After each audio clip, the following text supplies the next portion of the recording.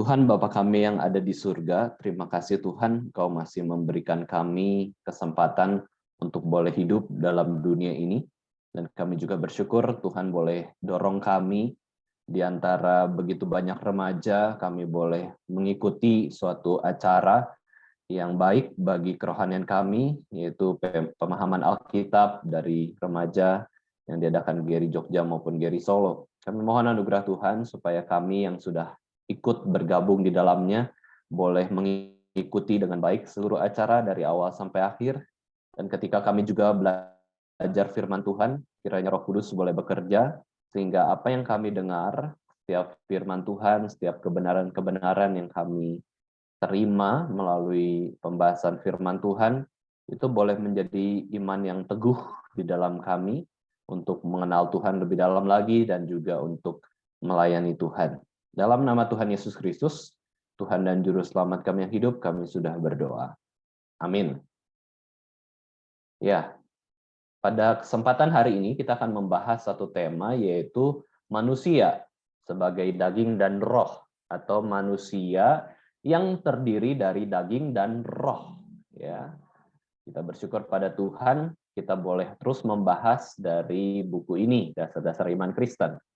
Nah, teman-teman remaja sekalian, kalau kita lihat satu gambar ini, lukisan siapakah itu? Ada yang bisa tebak nggak? Tentu ini adalah tokoh Alkitab ya. Tentu ini adalah tokoh Alkitab. Nah, kira-kira ada yang bisa tebak itu sesosok manusia siapa ya? Namanya. Silakan, saudara sekalian, teman-teman remaja, ada yang berani menebak? Menebak nggak apa-apa ya, salah ya. Coba, apa saya harus tunjuk? Itu gambar siapa? Hosea. Kira-kira. Siapa? Nggak tahu. Nggak tahu. Oke, kalau dari Kevin siapa? Abraham. Abraham. Masih salah. Salah, bukan. Jordan, bisa tebak nggak itu siapa kira-kira?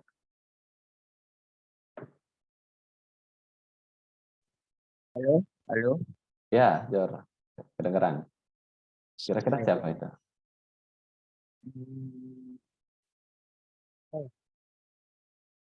Ya tuh. Oh ya, ya, oke, thank you. Ya, ini adalah gambar yang bisa kita kenal sebenarnya seorang rasul ya, rasul. Memang gambar ini tidak terlalu terkenal seperti yang kita pernah lihat gitu ya. Tapi ini adalah lukisan seorang rasul. Nah, siapakah dia? Yaitu Rasul Petrus. Rasul Petrus ini lukisannya digambar oleh Rembrandt. Rembrandt adalah seorang pelukis yang memang genre-nya itu suka melukis, salah satunya adalah bidang rohani. Dia latar belakangnya adalah Kristen, Katolik gitu ya. Dia sangat suka melukis tokoh-tokoh Alkitab ataupun kisah-kisah yang ada di Alkitab. Nah, dia melukis Rasul Petrus tahun 1632. Ini sudah jadi lukisan yang cukup berumur ratusan tahun. Tinggi lukisan itu tuh cukup tinggi ya, hampir 1 meter ya. Ini tingginya 82 cm, lalu lebarnya itu 62 cm. Jadi cukup tinggi gitu ya. Ini mungkin kayak ukuran yang manusia umur SD kayak gitu ya. Anak-anak kelas SD. Nah, kalau kita lihat gambar itu memang saya juga cari-cari di internet kok nggak nemu ya. Itu tuh penjelasannya apa sih? Tapi kalau kita lihat dia pegang tongkat. Dia pegang apa tuh ya? Yang tengah itu kayaknya sih kunci ya. Kunci yang besar kayak gitu dan tongkat. Nah, memang ini melambangkan Rasul Petrus yang menjadi mengaku pertama kali bahwa Yesus adalah anak Allah, Yesus adalah Mesias, gitu ya. Fondasi iman Kristen itu salah satunya adalah pengakuan Petrus ini, yaitu Yesus adalah Mesias, anak Allah yang hidup. Rasul-rasul yang lain nggak tahu. Rasul-rasul yang lain juga bingung, siapa sih Yesus Kristus ini? Mereka berpikir dia adalah guru yang agung, nabi yang diutus Tuhan. Tetapi Petrus memiliki pemahaman yang lebih dalam bahwa Yesus Kristus adalah Mesias sendiri, anak Allah yang hidup. Meskipun Petrus melihat Yesus itu adalah sesosok laki-laki, sesosok manusia. Nah, kemudian kalau kita lihat ya, teman-teman remaja, kita lihat Rasul Petrus sendiri adalah manusia yang hidupnya tuh naik turun. Maksudnya bukan naik turun dalam hal secara fisik ya, secara materi bukan, tetapi naik turun dalam hal rohani. Kenapa bisa kita katakan naik turun? Karena manusia itu ya adalah manusia yang memiliki dua sifat, yaitu sifat kedagingan atau sifat yang berdosa, dan juga sifat Roh Kudus atau sifat yang tidak berdosa atau kudus. Kalau kita ikut sifat kedagingan, itu berarti rohani kita jatuh. Kalau kita ikut sifat Roh Kudus, ya kita ikut Roh Kudus, rohani kita itu naik atau bangun. Nah, apa saja sih? Apa saja yang menjadi kehidupan kerohanian yang naik turun dari Rasul Petrus? Mari kita lihat. Nah, kalau kita lihat slide tersebut, yang biru itu ketika Petrus itu taat kepada Roh Kudus, mengikuti pimpinan Roh Kudus. Tetapi kalau yang merah itu adalah ketika Rasul Petrus itu jatuh, ya jatuh bangun menghadapi dosa. Taat firman Yesus. Mulai hari ini kamu akan menjadi penjala manusia. Dulu Petrus adalah penjala ikan. Tetapi ketika mendengar panggilan Yesus Kristus, Petrus taat. Oke, siap. Aku tinggalkan ikan-ikanku, aku tinggalkan perahuku, aku tinggalkan jalaku, aku tinggalkan penghasilanku, uangku, bahkan keluargaku untuk mengikuti Yesus Kristus. Wah, dia taat. Meskipun kita tahu bahwa Rasul Petrus itu sudah punya istri dan juga dia punya mertua ya. Orang tua dari pasangan itu ya sebutannya mertua gitu. Nah, Petrus sempat mengunjungi ketika mertuanya sakit. Nah, dia pamitanlah kepada keluarganya untuk bisa ikut Yesus melayani. Karena waktu itu memang kan pelayanan itu tidak ada alat komunikasi, terus jaraknya nggak tahu kapan ya, nggak ada HP gitu ya. Maka kalau berpisah dengan keluarga itu bisa dalam jangka waktu lama, apalagi waktu itu jalan kaki kayak gitu. Beda sama sekarang ya. Vikaris Marvin lahir di Bandung. Keluarga saya ada di Bandung. Terus ketika pelayanan di Solo, masih bisa telepon, masih bisa video call, masih bisa, kalau ada urgent ya, urgent tinggal naik kereta, atau naik kendaraan, atau naik pesawat, yuk ke Bandung. Misalkan, kayak gitu bisa dengan cepat ya, komunikasi begitu cepat. Tapi zaman dulu, wah susah, nggak ada handphone. Nggak ada kendaraan, mesin, nggak ada. Adanya keledai, adanya kuda, unta, gitu ya. Dan paling sering mereka jalan kaki. Tetapi Petrus mau taat kepada Yesus Kristus. Petrus mau menjadi murid. Nah, tetapi waktu seiring berjalannya waktu, kadang-kadang dia tidak percaya pada firman juga ya. Dia tidak percaya pada perkataan Yesus. Dia rasanya malas, dia rasanya ragu gitu ya. Dia pernah jatuh. Dia pernah tidak percaya Alkitab.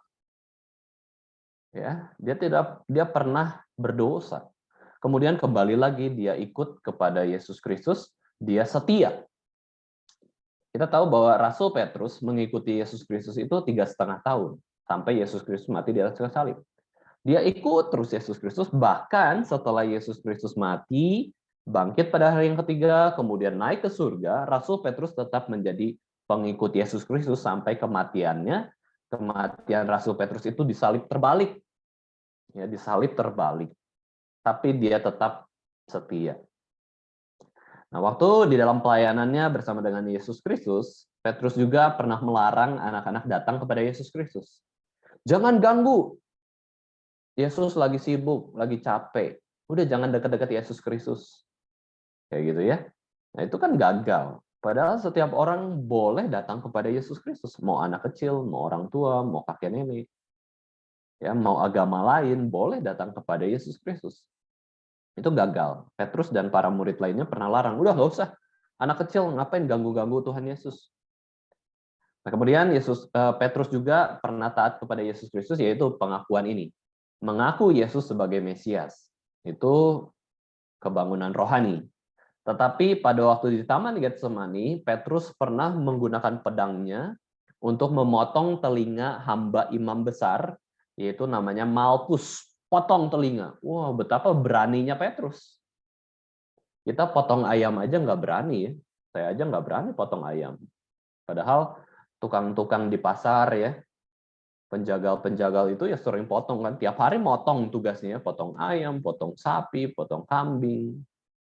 Pekerjaannya gitu, supaya kita bisa makan enak ya. Tapi Petrus itu waktu dengan keberanian mau melindungi Yesus Kristus ketika ditangkap di Taman Getsemani itu, Petrus mengeluarkan bukan telinga ya. Petrus mengeluarkan pedangnya, memotong telinga Malkus. Oh, kalau bisa dibunuh, bunuh tuh mungkin ya. Tapi dia hanya memotong aja lah, nakut-nakutin penjaga itu.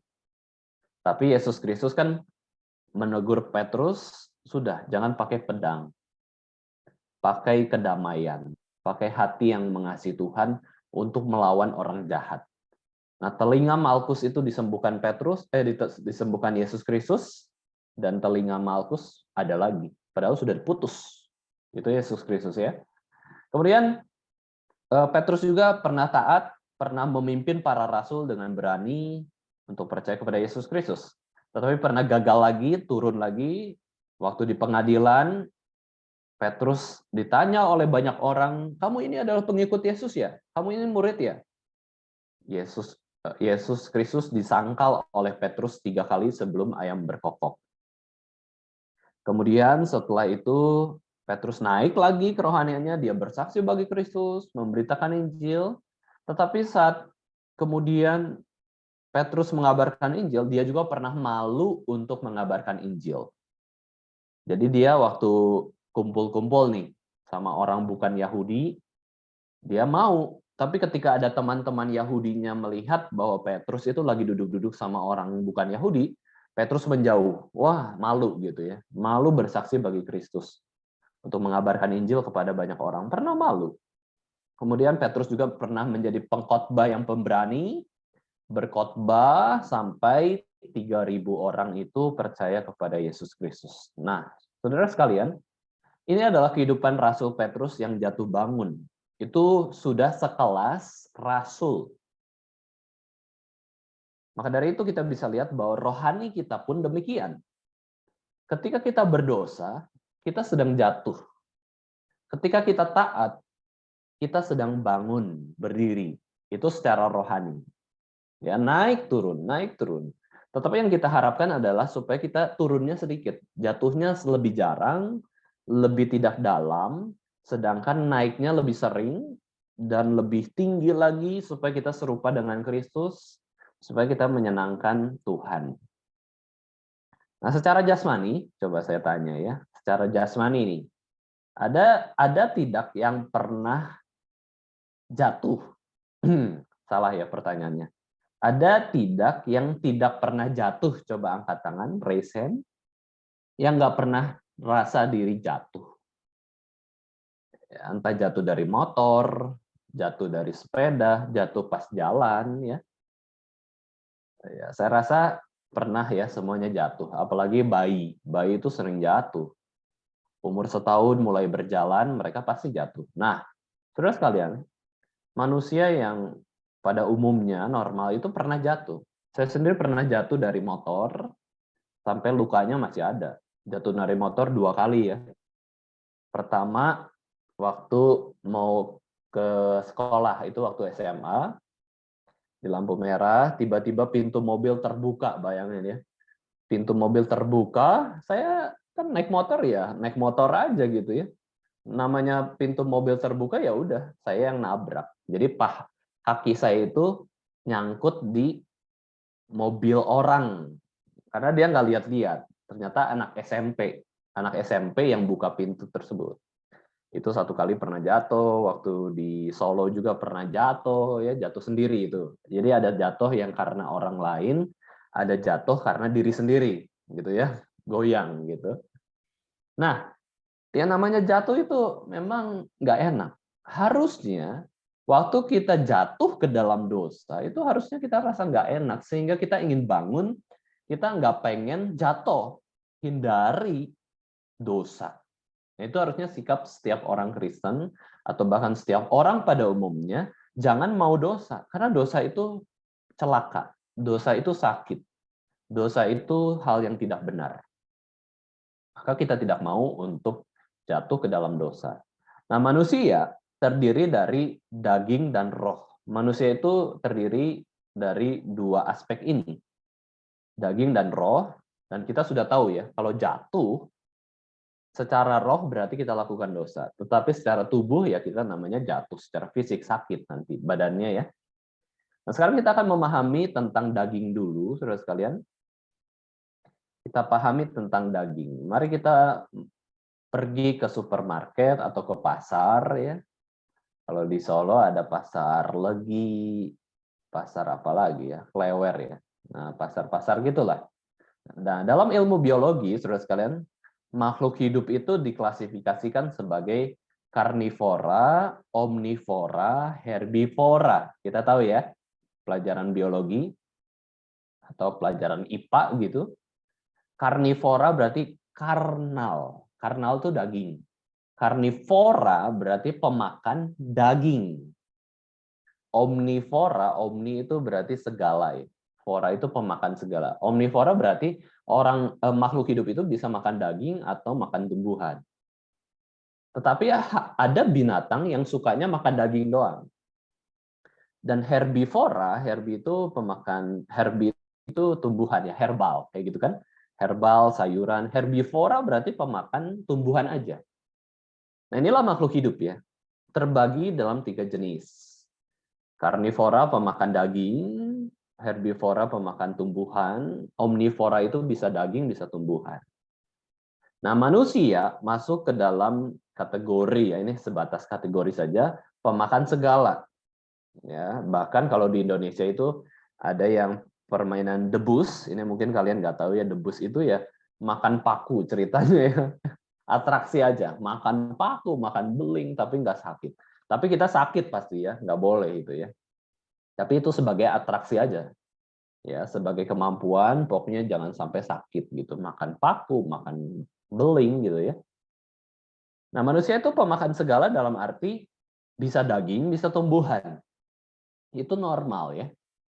Jangan pikir kita makan daging hewan itu berdosa. Tuhan izinkan. Setelah kita lihat dalam terang perjanjian baru, semua makanan, baik tumbuhan maupun daging, itu boleh kita makan. Yang penting apa? Yang penting menyehatkan. Kalau kita sakit, ya jangan makannya es krim melulu. Kalau sehat, boleh nggak makan es krim? Boleh. Kalau gigi kita banyak yang rusak, dikurangi gula, dikurangi coklat, dikurangi permen.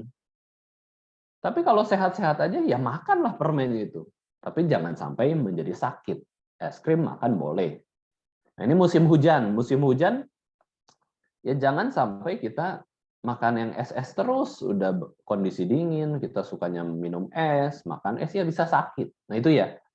Tetapi intinya, di dalam Kristus, kita boleh memakan segala hal. Yang nggak boleh adalah makan daging manusia. Itu dosa ya. Kanibal namanya ya. Memakan sesama. Itu nggak boleh. Baik secara fisik maupun secara rohani, kita nggak boleh makan sesama kita manusia. Itu dilarang Tuhan. Ya, kita tidak boleh membunuh manusia. Kita harus menghargai manusia. Nggak boleh makan tubuh manusia. Tapi namanya orang berdosa, ada nggak orang yang makan manusia? Banyak. Ya, kalau kita belajar sejarah suku-suku Batak, di Indonesia kan salah satu suku yang banyak dan besar itu suku Batak ya. Mereka makannya apa? Manusia. Itu zaman dulu ya, zaman dulu. Sekarang udah nggak lagi. Ya, mereka makan manusia loh, saling bunuh terus dimakan demi kekuatan ceritanya. Nah, saudara sekalian, itu daging ya, daging. Siapa yang di sini lebih suka daging ketimbang sayuran? Biasanya anak remaja sukanya daging ya. Ada yang suka sayuran nggak? Boleh raise hand yang suka sayuran? Mungkin yang sudah dewasa ya, Henry atau Jemima mulai suka sayuran. Saya juga mulai suka sayuran ya waktu SMA lah. Ya. Selebihnya makan yang biasa-biasa aja ya. makan yang kita suka itu waktu kecil karena kita tubuhnya sehat ya waktu kecil. Tapi orang besar, coba lihat kakek nenek kita atau papa mama kita lah sudah kurangi yang namanya makan daging-daging. Ya sedikit-sedikit, jarang-jarang boleh, tapi lebih banyak sayur lah. Atau bahkan porsi makannya dikurangi. Rata-rata orang lebih suka daging ya. Daging itu memang enak, apalagi kalau kita bayangkan Kentucky Fried Chicken, ya, Burger King gitu ya. Daging ikan, gurame, sapi, kambing, babi mungkin ya, suka babi, wah enak. Saya baru-baru ini juga makan namanya empal babi. Waduh, luar biasa itu, empal babi, enak. Semua daging itu ketika dimasak, diolah, itu dimasak oleh koki-koki, oleh atau mamah kita, atau ya chef-chef gitu ya, master chef gitu ya. Kemudian dimakan ya jadi enak. Tapi kalau kita lihat dengan detail daging itu ya, kenapa kita bisa makan dengan enak? Karena ada apa? Karena daging itu ya diciptakan Tuhan ya. Hewan-hewan itu diciptakan Tuhan memang enak gitu ya. Tetapi harganya adalah berarti ayam itu harus mati. Ikan itu harus mati. Belut itu harus mati. Babi-babi itu harus mati. Makanya ada pandangan nih, terutama teman-teman yang beragama Buddha. Orang-orang yang beragama Buddha banyak yang vegetarian. Karena apa? Karena mereka kasihan sama binatang yang dibunuh mati itu, disembelih. Mereka mati supaya kita makan enak. Wah, dosa tidak? Ayo. Binatang-binatang itu mati supaya kita makan enak. Sudah berapa ayam yang kita bunuh dengan mulut kita ini? Makan paha ayam, sayap ayam, dada ayam gitu ya, fried chicken. Makan terus tiap hari loh. Wah, sudah berapa banyak ayam yang mati di tangan kita. Ya nggak usah mikirin ribet gitu ya, nggak usah mikirin ribet begitu. Itu bukan dosa. Ya, itu bukan dosa memakan daging atau tumbuhan. Kenapa? Karena kita melestarikan mereka. Kenapa? Karena itu perintah dari Tuhan sendiri menaklukkan bumi, menguasai bumi. Tetapi kalau sampai binatangnya punah, bayangin kalau ayam punah, itu baru kita berdosa. Ya, kalau ayam, binatang yang ternaknya cepat, punah, itu kita manusia berdosa. Ya, sawah nggak ada, sampai di Indonesia nggak ada sawah, itu berdosa. Padi kan, dari beras itu kan dari padi, kita makan dari tumbuhan. Di piring kita ada nasi, itu tumbuhan. Di piring kita ada daging, itu hewan. Kita makan tiap hari kok. Ya, itu nggak apa-apa, itu sehat, itu baik. Nah, ciri-ciri daging, saudara sekalian, ciri-ciri daging itu apa sih? Ada 4 ciri yang kita bisa pelajari tentang daging. Pertama, daging itu ya dari makhluk hidup. Berarti daging itu hidup sebelumnya. Nah, daging itu kemudian bertumbuh. Daging itu hanya ada satu-satunya. Percaya nggak? Daging itu hanya ada satu-satunya. Di seluruh dunia itu hanya ada satu. Kok bisa gitu? Coba, kalau kita lihat 10 sapi, itu dagingnya beda-beda semua. Dan itu unik. Kalau kita lihat 10 manusia, itu dagingnya itu unik. Satu-satunya manusia ya kita. Satu-satunya dagingnya Kevin, Jayden, itu cuman kalian. Itu namanya unik. Nah, daging itu bertumbuh, daging itu unik satu-satunya, tapi daging ini, tubuh ini ya, daging atau tubuh ini bisa sehat, bisa sakit, dan bisa mati. Itu ciri yang pertama. Yang kedua, ya, daging ini bisa habis atau mati tadi ya. Tadi ciri pertama adalah hidup. Yang kedua, daging ini sementara. Umur manusia terbatas. Kita paling banter juga umur 80, 90 lah. Dan kemudian kita mati. Daging ini, kulit kalian pasti masih lebih bagus daripada kulit Vicaris Marvin. Ya. Kulit kalian pasti lebih mulus, lebih kokoh, lebih bagus. Tetapi seiring perjalannya waktu, kulit ini pun akan menjadi kulit Kentucky Fried Chicken.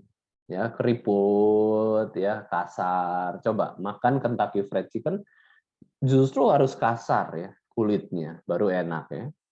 Tapi kulit manusia ini kalau sudah semakin tua udah keriput kayak Kentucky Fried Chicken, nggak bisa ya. Nah, yang ketiga, ciri ketiga, daging itu bisa dinikmati. Entah kita melihat daging anjing, ya maksudnya tubuhnya anjing, kita bisa nikmati, oh tubuh anjing kayak gini, tubuh kuda, ya, terus tubuh katak, tubuh manusia, itu kita bisa nikmati. Bahkan kalau dijadikan makanan, kita jadi suka juga. Nah, kayak gitu ya. Tubuh itu memang bisa dinikmati kok. Dan yang keempat, ciri yang keempat, tubuh itu bisa dilihat, atau daging itu bisa dilihat. Warnanya kulit Vicaris marvin apa? Ya, kayak kuning gitu ya. Coklat yang enggak, putih yang enggak, kayak kuning lah, coklat lah, boleh coklat. Putih-putih banget enggak, hitam-hitam banget juga enggak. Nah, itu memang dapat dilihat. Itu namanya daging. Nah, kemudian kita pelajari roh, saudara sekalian, teman-teman remaja sekalian. Roh itu apa sih? Kalau dalam cabang ilmu pengetahuan di dunia ini, kalau bicara daging itu bicara soal biologi ya. Tetapi kalau ilmu pengetahuan yang bahas tentang roh, roh itu apa? Jiwa. Jiwa itu apa? Ya roh, gitu ya. Itu adalah ilmu psikologi. Tadi biologi, sekarang psikologi. Bicara soal sifat manusia, jiwa manusia, roh manusia, mental, karakter, ya, itu adalah bicara soal roh, jiwa manusia. Dalam psikologi, temperamen manusia atau karakter manusia dibagi dalam 4. Sanguin, melankolis, kolerik, sama flekmatik, ya, flekmatis. Penyakit mental, skizofrenia, ya, terus bipolar, apalagi psikopat, itu adalah penyakit mental. Itu dikategorikan mereka adalah penyakit mental ya.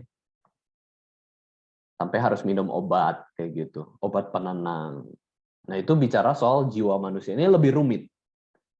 Lebih rumit memahami roh daripada daging. Karena roh ini sangat ya mirip dengan Tuhan kan. Tapi nanti kita lihat juga bahwa Yesus Kristus juga ambil daging. Firman menjadi daging. Itu Yesus Kristus. Nah, sekarang kita lihat ciri-ciri roh itu apa? Ada 4 juga. Roh itu hidup. Ya, roh itu hidup. Sama seperti daging ya. Bisa bertumbuh dan unik. Hanya ada satu.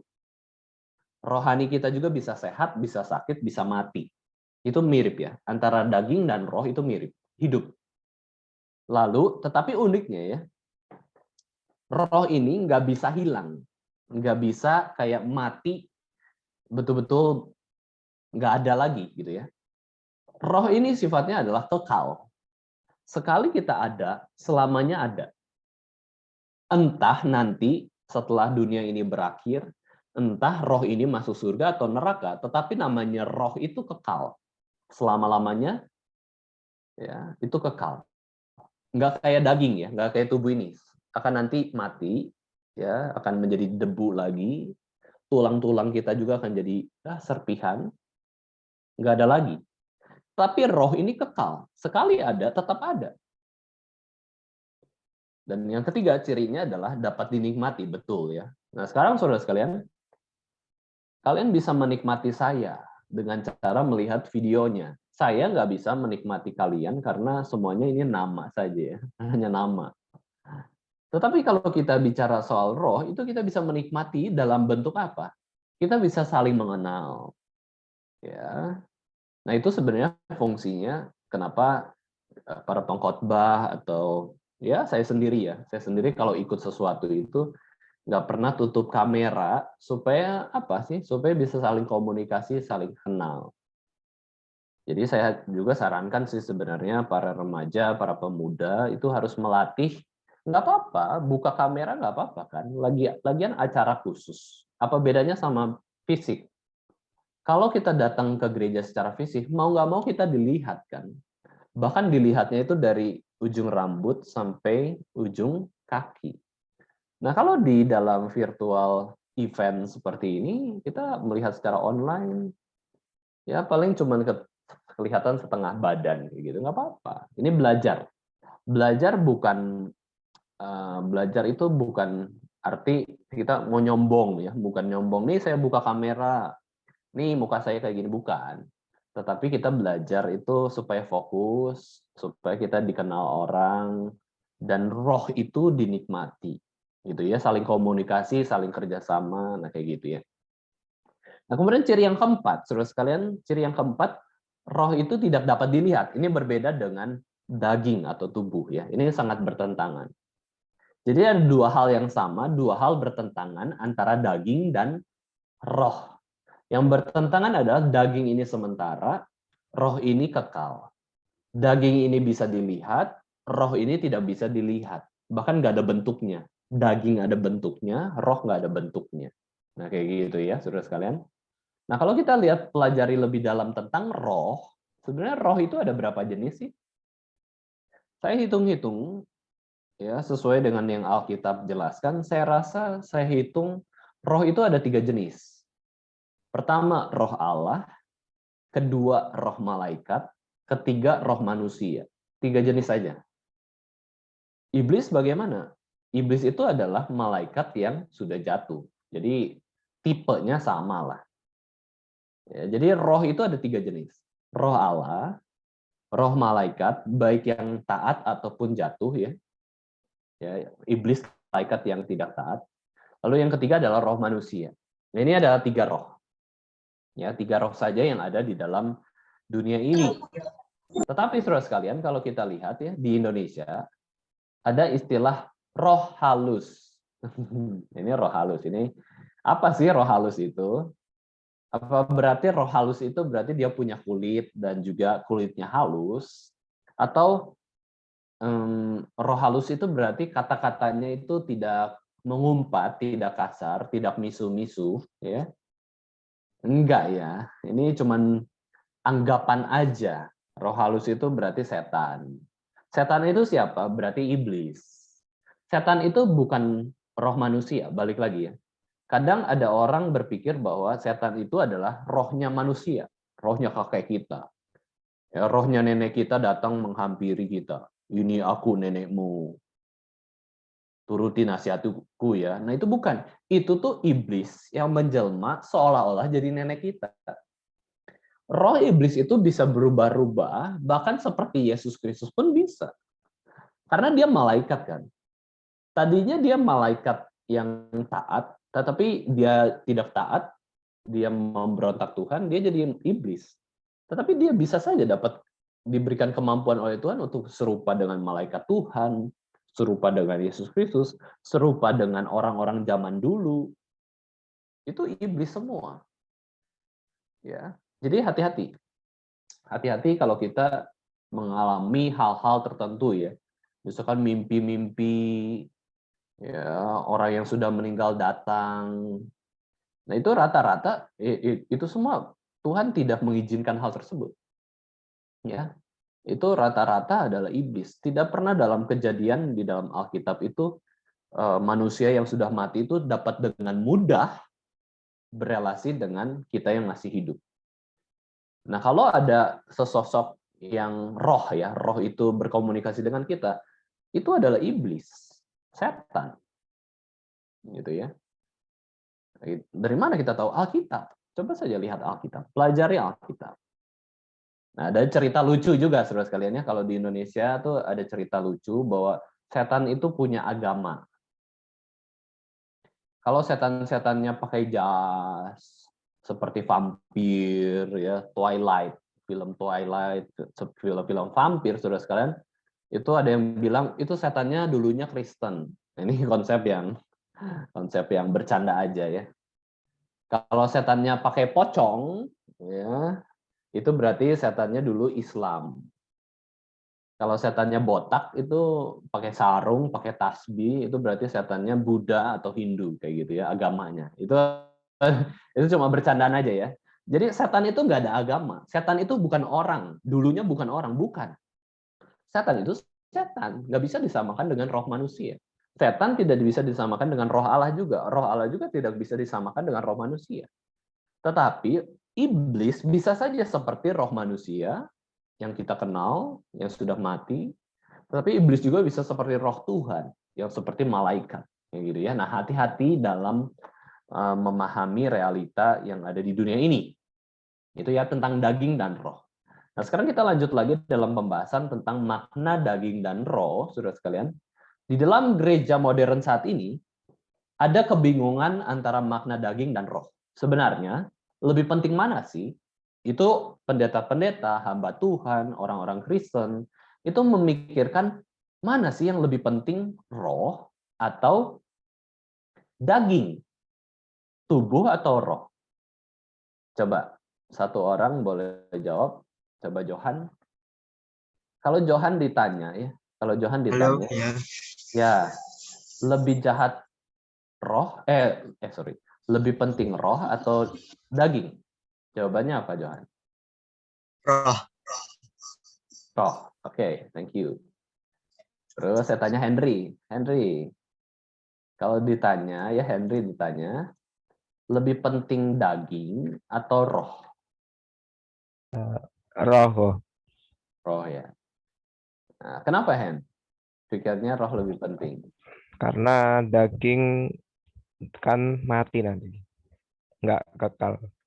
Oke, thank you ya. Oke, ya.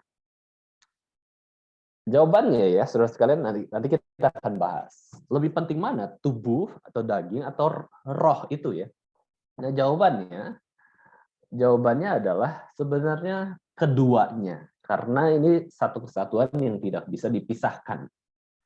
Kalau tubuh dan roh itu terpisah, itu namanya mati, jadi mayat. Kalau daging nggak ada rohnya, mayat di peti mati. Tapi kalau roh nggak ada dagingnya, itu bukan manusia. Itu roh Allah atau roh setan, gitu ya. Kalau kita nggak ada dagingnya, ya berarti sudah mati juga. Terpisah.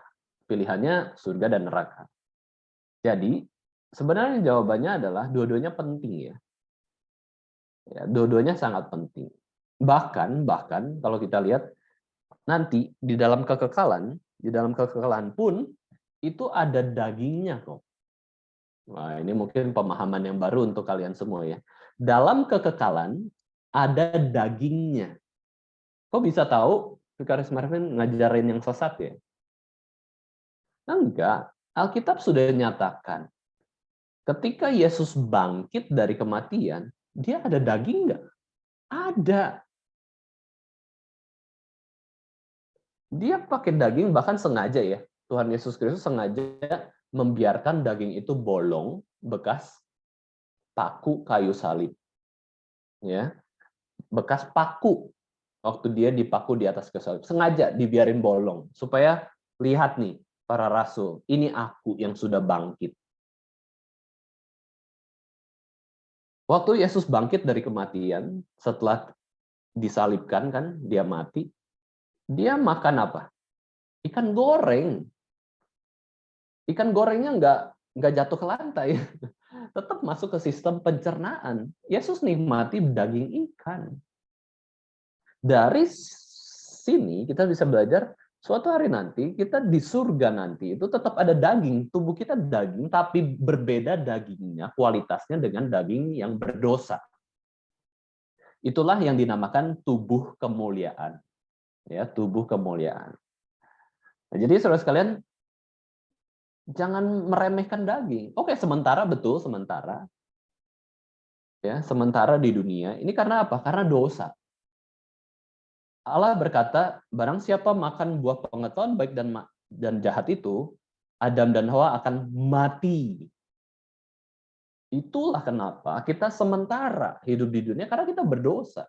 Tapi kalau kita tidak berdosa, kita sudah disempurnakan oleh Kristus, kita pun akan menjadi makhluk yang kekal. Manusia itu akan kekal. Nah, kayak gitu ya.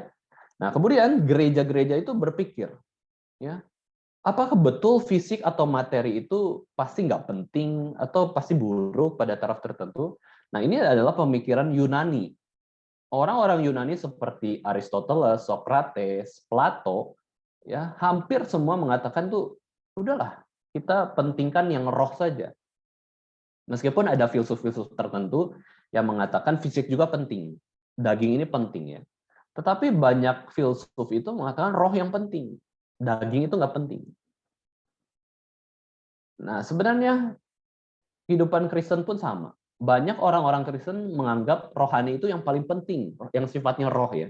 Daging itu nggak usah lah kita jaga kesehatan, yang penting kita melayani. Yang penting kita capek-capek nggak apa-apa, yang penting rohani kita baik gitu ya. Padahal salah. Kita membiarkan tubuh kita sakit pun itu dosa. Kita nggak jaga kesehatan dengan baik itu dosa. Ya, kita rela tubuh kita disakiti orang, itu dosa juga. Silakan pukul aku, itu dosa. Ya, tapi mukul orang juga ya dosa ya. Akhirnya, wah, jadi orang tuh bingung. Kita tuh harus fokus ke tubuh, daging, atau roh. Ya, kita tuh bagaimana sih? Kita harus pentingkan roh atau daging. Akhirnya banyak yang betul-betul menjadi tegangan. Nah ini ya, tegangan ini maksudnya adalah gambar ini tarik tambang. Ya, tarik tambang itu tuh seperti yang satu katakan roh saja yang penting, yang satu katakan daging saja yang penting. Wah, tarik-tarikan. Padahal dua-duanya penting. 3 orang itu di kanan atau di kiri itu penting. Dua-duanya orang yang penting, anak-anak yang penting, bermain di tengah hujan, tarik tambang kayak gitu ya. Nah, ada yang berpikiran daging dan roh ini bertentangan seperti minyak dan air di gelas itu. Nggak pernah bersatu. Ya, nggak pernah bersatu. Padahal salah. Kedua posisi ini merefleksikan penyimpangan yang serius terhadap pengajaran Alkitabiah bahwa tubuh dan roh, daging dan roh itu keduanya penting. Daging harus dirawat. Makanya kita rawat rambut kita kan. Kita sisirin, kita shampoin, kita sabunin, itu karena kita mengasihi tubuh kita. Nggak apa-apa, itu baik, itu betul. Ya, daripada nggak pernah mandi, ayo, nanti jamuran. Ya, tahu ya jamuran ya? Jamuran, badannya penuh jamur. Karena nggak pernah mandi. Sakit nggak? Sakit. Masuk rumah sakit nanti kalau nggak pernah mandi bisa masuk rumah sakit. Itulah pentingnya kita mandi, makan, minum. Coba bayangin nggak makan, nggak minum, ya mati nanti.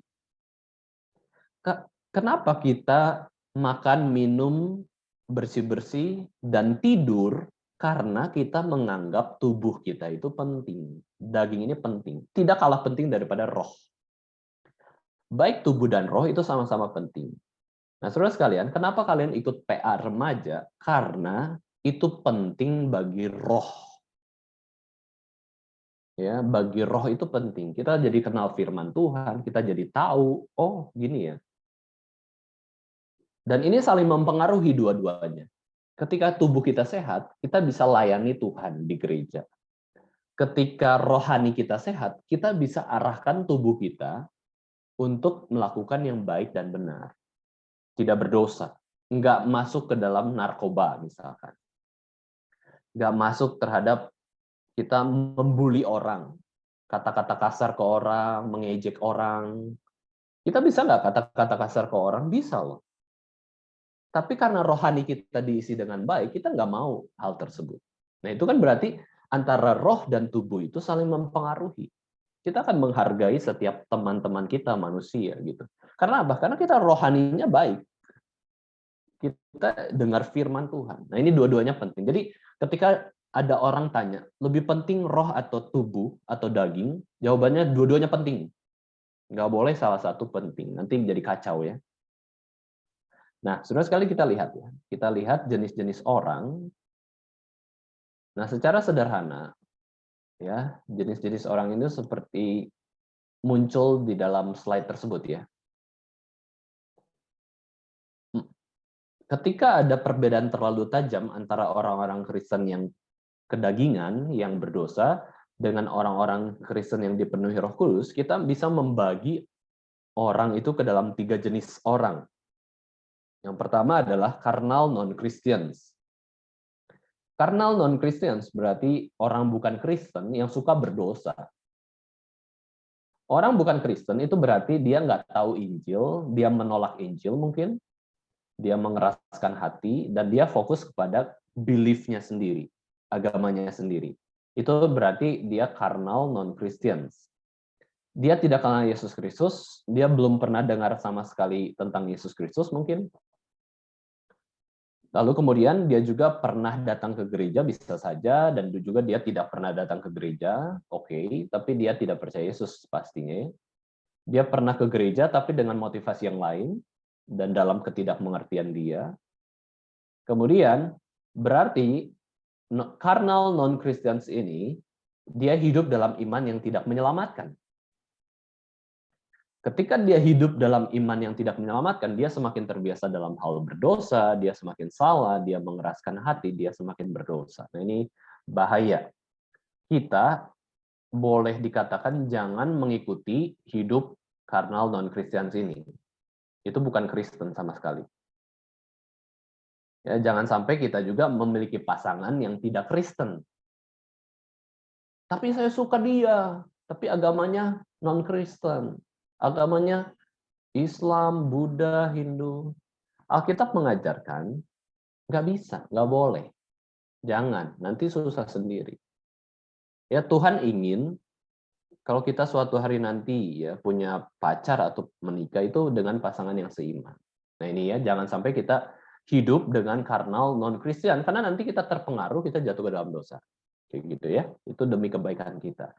Yang kedua, jenis kedua adalah carnal Christians. Ini berarti dia itu orang Kristen yang palsu. Carnal Christians berarti seorang hatinya kosong, berdosa, dan dia tidak mau cari kerajaan Allah. Dia tidak mau melakukan yang baik. Dia memiliki gaya hidup yang berdosa. Narkoba, ya, memikirkan hal-hal yang kotor, yang buruk, melakukan dosa, ngomong kasar. Itu gaya hidup yang kedagingan, karnal, dosa ya. Mengaku Kristen tetapi tetap berdosa. Bahkan dia menikmati dosa. Itu berarti orang itu tuh tidak memiliki atau tidak dipenuhi oleh Roh Kudus. Dia membuat kebohongan sebagai profesinya. Dia katakan, saya Kristen, saya ke gereja tiap minggu, tapi dia tidak percaya Yesus. Dia tidak dipenuhi Roh Kudus. Intinya sebenarnya carnal Christians ini, dia itu bukan orang Kristen sebenarnya. Karena hidupnya berkontradiksi dengan orang Kristen. Orang Kristen itu mengasihi Tuhan, mengasihi sesama, dan tidak mau jatuh ke dalam dosa. Tetapi carnal Christians ini menikmati dosa. Ini yang salah ya. Ini yang salah dalam kehidupan dari orang yang mengaku diri Kristen tapi tidak percaya Yesus sepenuhnya. Dia suka berdosa. Nah, yang terakhir, saudara sekalian, Spirit-filled Christians. Orang Kristen yang sejati. Ini adalah seseorang yang dipenuhi terus dengan Roh Kudus. Nah, semua orang Kristen memiliki Roh Kudus. Sekali Roh Kudus ada, dia tidak akan pernah keluar lagi. Dia ada dalam hati kita. Roh Kudus ini bersemayam, tinggal dalam hati kita. Ingat ya, Roh Kudus itu bersemayam, tinggal dalam hati kita. Roh Kudus itu bertahta dalam hidup kita. Dalam seluruh tindakan, pikiran, kehendak, perasaan orang Kristen, kita selalu memikirkan kehendak Allah. Yaitu karena pengaruh dari Roh Kudus. Filled ini ya, filled atau feeling, itu berarti dipenuhi. Dipenuhi Roh Kudus. Nah, ini sangat penting. Ini yang harusnya menjadi doa kita juga sebagai orang Kristen, supaya kita tuh dipenuhi dengan Roh Kudus, bukan dengan roh kita sendiri. Kalau roh kita sendiri, nanti kita semaunya. Kita hidup semaunya. Nah, ini bahaya. Nah, saudara sekalian, kalau kita lihat, dipenuhi Roh Kudus, berarti bisa saja tidak dipenuhi Roh Kudus. Meskipun dia orang Kristen ya. Tetapi setiap orang Kristen pasti memiliki Roh Kudus. Bedanya adalah hidupnya itu dipenuhi Roh Kudus atau tidak dipenuhi Roh Kudus. Nah, dalam diri hidup orang Kristen, ada dua jenis orang Kristen juga. Yang pertama, ada yang lebih banyak hidupnya dipenuhi Roh Kudus. Tetapi yang kedua, ada yang lebih sedikit hidupnya dipenuhi oleh Roh Kudus. Itu berarti dia jatuh ke dalam dosa. Ya, ini adalah orang yang Kristen tapi dalam pergumulan dosa. Bukan berarti dia nggak punya Roh Kudus. Dia punya Roh Kudus, hanya saja dia tidak dipenuhi kayak gitu. Nah, sekarang kita lihat ya, teman-teman remaja sekalian, mari kita lihat Matius 26 ayat 36 sampai 41. Silakan. Matius 26 ayat 36 sampai 41, kita akan baca ayat per ayat ya. Kita buka Alkitab kita buka Matius 26 ayat 36 sampai 41. Saya tunjuk ya. Ayat pertama silahkan Jayden membacakan bagi kita semua. Matius 26 ayat 36. Maaf, berapa tadi? Matius 26 ayat 36. Silahkan.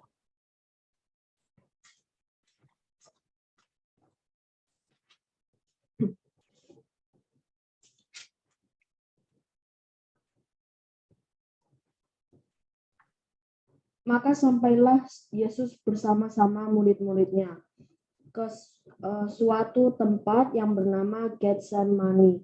Lalu ia berkata kepada murid-muridnya, "Duduklah di sini sementara aku pergi ke sana untuk berdoa." Oke. 37 minta Hosea membacakan bagi kita semua. Dan ia membawa Petrus dan kedua anak Zebedius sertanya. Maka mulailah ia merasa sedih dan gentar. Oke, selanjutnya minta Jeffrey 38, Jessica 39.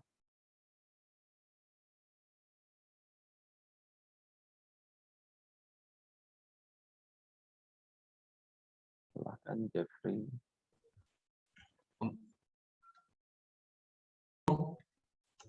Ya. Ayat berapa? Ayat 38. Jessica 39. Matius 21 ayat 8. Oh, Ayat Matius 26. Oh.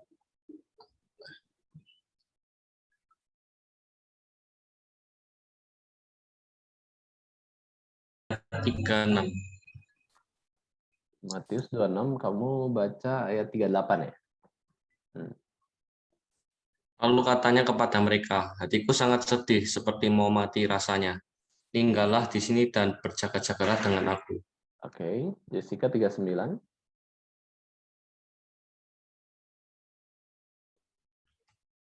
Maka ia maju sedikit lalu sujud dan berdoa katanya, "Ya Bapakku, jikalau sekiranya mungkin biarlah cawan ini dari padaku, tetapi janganlah seperti yang aku kehendaki, melainkan seperti yang engkau kehendaki."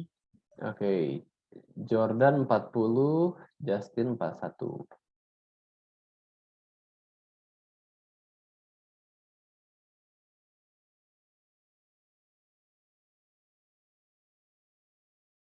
Ayo.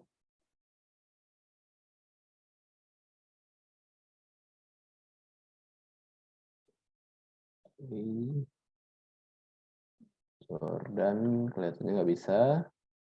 Justin 40, silakan Justin. Lalu 41 Otniel ya yang baca ya, silakan.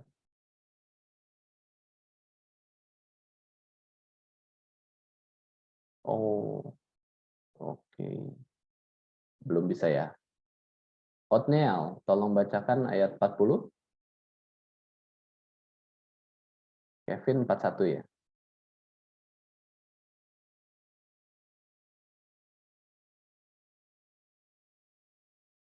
Oke. Kevin, ada di sana? Iya. Nah, tolong bacakan ayat 40 dan 41 sekalian ya. 40 dan 41. Ya. Setelah itu ia kembali kepada muridnya itu dan mendapati mereka sedang tidur. Dan ia berkata kepada Petrus, "Tidakkah kamu sanggup berjaga-jaga 1 jam dengan aku? Berjaga-jagalah dan berdoalah, supaya kamu jangan jatuh ke dalam pencobaan. Roh memang penurut, tetapi daging lemah." Oke, thank you. Ya. Ini Othniel lagi ada kereta ya. Nanti giliran Othniel bacakan ayat yang lain ya. Nah, di sini adalah salah satu kisah di mana betapa sulitnya melawan daging. Di sini sampai Yesus berkata bahwa roh memang penurut, tetapi daging lemah. Dalam bahasa Inggris, penurut ini adalah willing. Jadi sebenarnya mungkin banyak remaja yang pengen ikut PA remaja atau pengen ibadah kayak gitu ya. Tapi daging ini males, ya, males. Aduh. Jadi banyak yang nggak ikut. Misalkan kayak gitu ya. The spirit indeed is willing, but the flesh is weak. Itu bahasa Inggrisnya ya. Roh itu betul-betul penurut, mau yang baik. Ingin, tetapi daging ini lemah. Jadi ini adalah pertentangan. Sampai Yesus katakan, udah, supaya kamu tidak jatuh ke dalam dosa, kamu harus berdoa. Belajar berdoa. Nah ini penting ya. Supaya kita tidak hidup dalam daging, kedagingan yang berdosa itu, kita supaya bisa hidup dalam roh, kita harus sering kali berdoa kepada Tuhan. Nah, selanjutnya, kehidupan rohani kita sebagai orang Kristen itu diibaratkan sebagai spiritual warfare. Ya, spiritual warfare. Rasul Paulus mengatakan bahwa ada peperangan rohani atau konflik yang dialami oleh orang-orang percaya mengenai kedagingan dan roh. Jadi unsur kedagingan ini adalah didefinisikan sebagai yang mau untuk melakukan dosa ya. Nanti kita akan pelajari kedagingan ini. Oleh karena itu, Paulus tidak mengajarkan sebuah dualisme atau ketidakharmonisan yang melekat antara tubuh dan roh. Nggak boleh. Nggak boleh dipisah, tubuh itu pasti jahat, roh itu pasti baik. Nggak boleh. Ya, itu sudah harmonis. Tubuh dan roh, daging dan roh itu sebenarnya baik. Hanya saja daging ini lemah, mudah untuk diajak berdosa, mudah untuk melakukan berdosa. Jadi konflik ini betul-betul ada ya, spiritual warfare. Wah, begitu besar. Sekarang kita lihat kata daging, saudara sekalian ya. Nah ini Othniel boleh tolong bacakan Yohanes 3 ayat 6. Yohanes 3 ayat 6, silakan Othniel.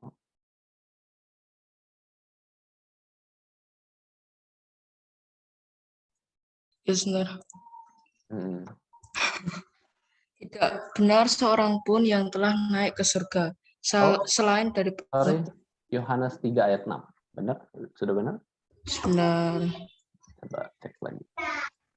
Itu salah. Yohanes 3 ayat yang ke-6. Apa yang dilahirkan dari daging adalah daging, dan apa yang dilahirkan dari roh adalah roh. Oke, thank you Othniel. Nah, di sini kita lihat bahwa apa yang memang daging itu daging, apa yang dilahirkan roh itu roh. Nah, ini adalah mengacu kepada apa? Kepada definisi yang selanjutnya yang akan kita pahami. Nah, kata daging di sini flesh ya, bahasa Inggrisnya flesh. Itu pakai kata sarx ya, sarx. Sarx itu daging bahasa Yunaninya. Ini sering kali digunakan dalam Perjanjian Baru sebagai sinonim untuk tubuh. Sinonim yang sama untuk tubuh. Kalau tubuh itu soma. Jadi sarx atau soma ini ya samalah dipakai.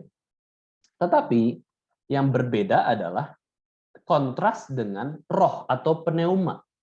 Ya. Jadi bertentangan sekali. Jadi antara daging dan roh itu memang bertentangan ya. Tetapi bukan berarti itu tidak satu kesatuan. Ya memang ada unsur yang berbeda kayak gitu ya. Dan kalau kita lihat Alkitab mengatakan keinginan daging, berarti keinginan daging ini pengennya berdosa, ngerti kan?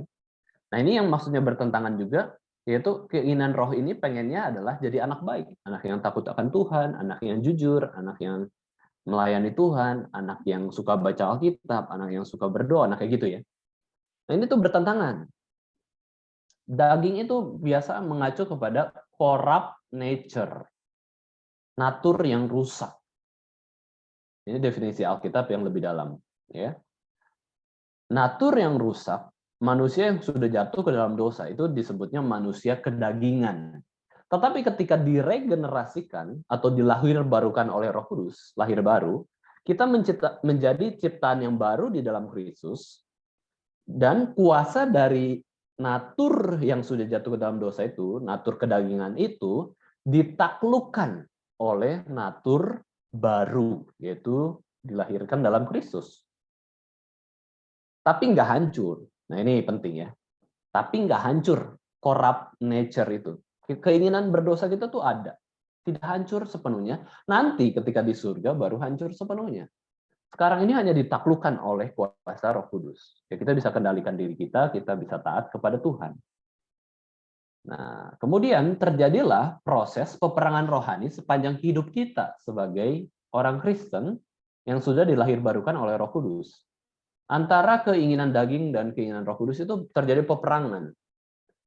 Pilih nonton film berjam-jam atau pilih belajar berjam-jam. Misalkan ya, kalau dibandingkan.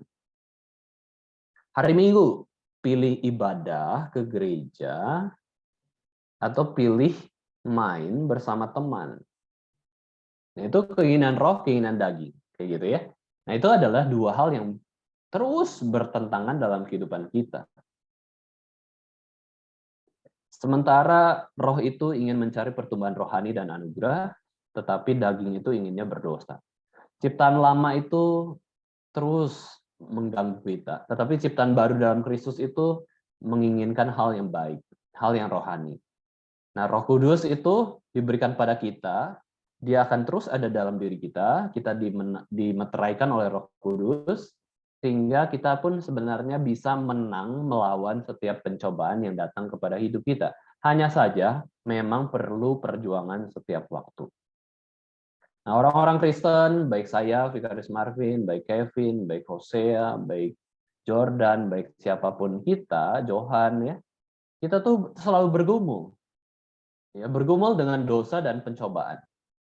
Maka dari itu, kita harus bertobat. Oh, berikanlah aku pertobatan Tuhan, supaya aku tidak terpengaruh kedagingan. Ya, ini adalah perjuangan, pergumulan antara manusia lama dan manusia baru. Aku nggak mau hidup seperti yang dulu lagi. Aku mau hidup di dalam Roh Kudus. Ini pergumulan ini sampai kita mati. Selesai hidup di dunia, kita akan terus bergumul, dan setelah kita mati, setelah kita mati, kita akan dimuliakan dan masuk ke surga. Tubuh kita yang lama ini akan mati, tetapi manusia yang baru, tadi ya, tubuh kemuliaan, kita dibangkitkan dalam Kristus, kita akan menjadi serupa dengan Kristus. Kita akan menikmati Yesus Kristus dan di surga. Terakhir, kesimpulannya adalah minta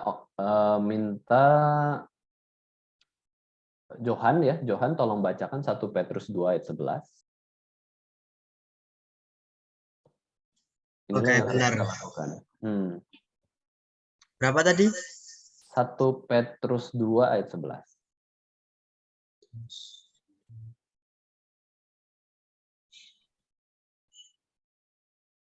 Saudara 1 Petrus 2 ayat 11. Saudara-saudaraku yang kekasih, aku menasihati kamu supaya sebagai pendatang dan perantau, kamu menjauhkan diri dari keinginan-keinginan daging yang berjuang melawan jiwa.